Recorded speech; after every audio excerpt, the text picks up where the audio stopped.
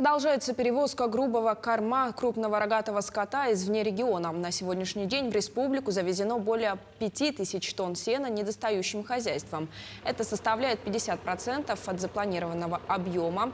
Так, в Тампонский улус завезено более 700 тонн, усть-алданские хозяйства получили 1200 тонн, в Чурапче доставлено более 3200 тонн сена, в Намце завезено более 600 тонн. Также идет перевозка грубого корма внутри и между улусами. На данный момент между районами завезено 42 тонны. Извне улусов более 680 тонн сена.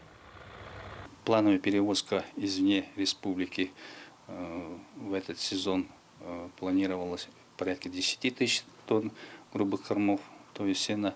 Из них мы на данное время, сентябрь-октябрь, завезли порядка 5000, уже половину.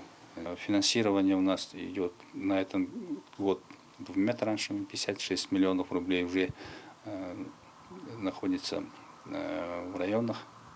Сегодня отбор уже прошел, на днях уже должны довести до хозяйств. Второй транш в сумме 96 миллионов готовится проект постановления правительства, и на следующей неделе уже дойдет до хозяйств.